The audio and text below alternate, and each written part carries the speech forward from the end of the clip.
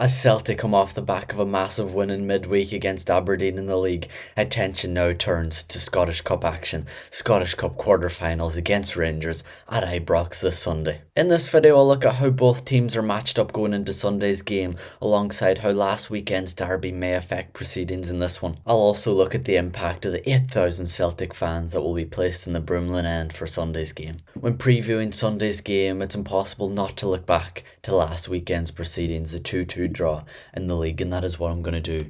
Rangers got off to a fast start, 2 early goals from Trimidi, Rangers in dreamland after half an hour. Celtic were out of the game in the first half. They lost the midfield battles. They just couldn't get into the game whatsoever. Second half came. They made half-time subs. Hatate came on, changed the game alongside Tinekti. The midfield shape changed and Celtic had a lot more legs in the midfield. Tierney got Celtic up and running on the 56th minute. Brilliant header into the corner of the net.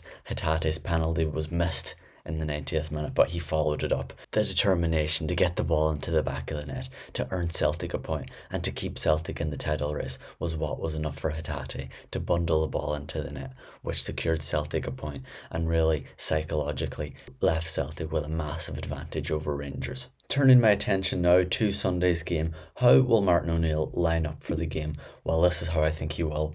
In goal, Sinizalo will keep his place. This will be his 4th start in a row. With Kasper Schmeichel returning to training, I still feel Sinizalo will have the nod ahead of him. I feel Kieran Tierney will play left back. He is fit. He does not have the broken foot that it had been rumoured in the past couple of days. He's got 2 goals in his last 2 games and he had 5 shots for Aberdeen. The commentary on Sky Sports kept alluding to the fact he might have a goal bonus. He was taking on that many opportunities outside the box, edge of the box, and his goal coming inside the 6-yard box, a poacher's finish, and hopefully more to come from Kieran Tierney.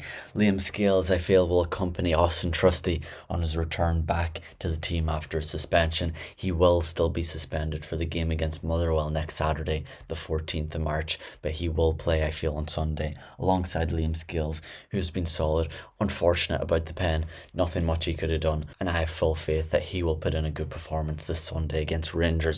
On the right, Julian Araujo, he just keeps getting better and better. His determination last weekend against Rangers, the celebration after Celtic equalised to make it 2-2 in front of the 2,000 travelling support, shows you he knows what it means to play for Celtic. The midfield 3, starting with Benjamin Negron, he has now got 19 goals and 7 assists this season, 9 of them goals coming after Christmas. His form recently has been superb. Hopefully he can add to that, and it seems like every game he's getting a goal or an assist these days.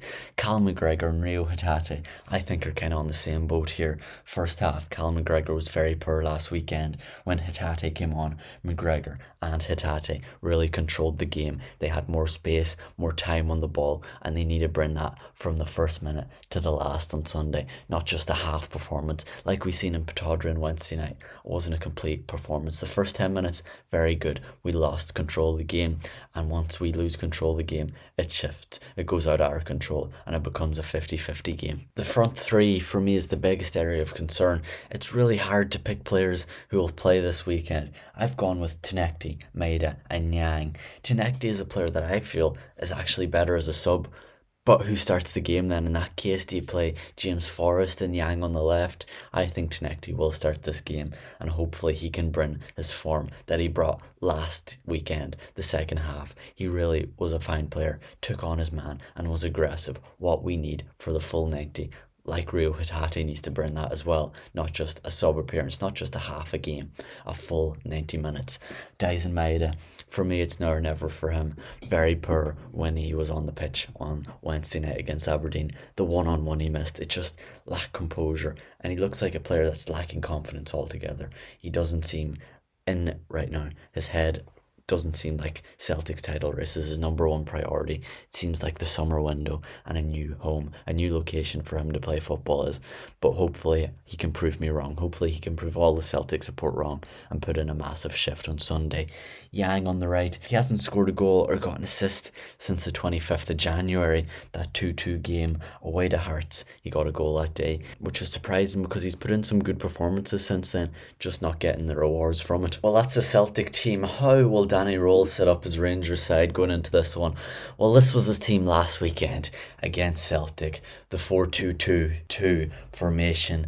You know, it's a bit unorthodox, you don't really see it too much. The two striker formation worked really well in the first half, as I've mentioned. Chermiti, Naderi held the ball up well, Chermiti especially. That's 9 goals he has for Rangers, 4 of them coming against Celtic and 4 of them coming against Hearts, the top 2 teams in Scotland. One of them goals also coming against Kilmarnock, but it shows he turns up in the big games and he could well have a say on where the game goes on Sunday. Other areas to watch out for: Mikey Moore, I thought, was Rangers' best player in the first half, undoubtedly.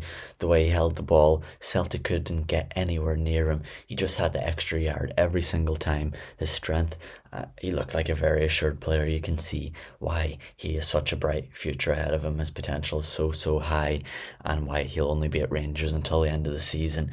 Second half though, I felt he went missing. He was shadow of himself. He couldn't really get on the ball, and ultimately I feel that was a deciding factor in Celtic getting back into the game. With Mikey Moore out of the game, Celtic got a foothold and powered on to get the draw, to get 2 goals and back into the title race. The Celtic supporters will have a massive say on how this game goes.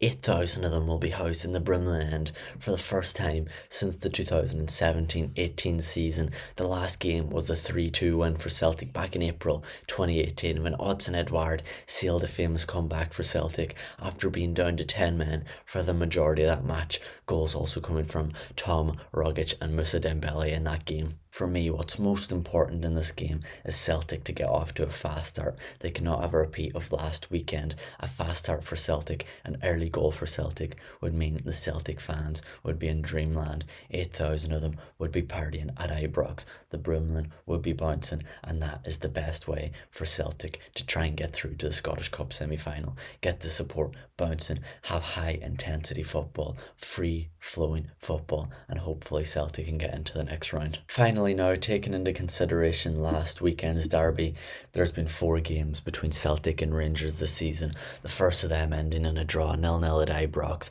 then the 3-1 win after extra time in Hampden, the Scottish League Cup semi-final. A poor performance at Celtic Park on the 3rd of January, resulting in a 3-1 win for Rangers, and last Sunday's 2-2 draw at Ibrox, which for me was the highest intensity, the highest expectation, and had the most riding on it, was last weekend.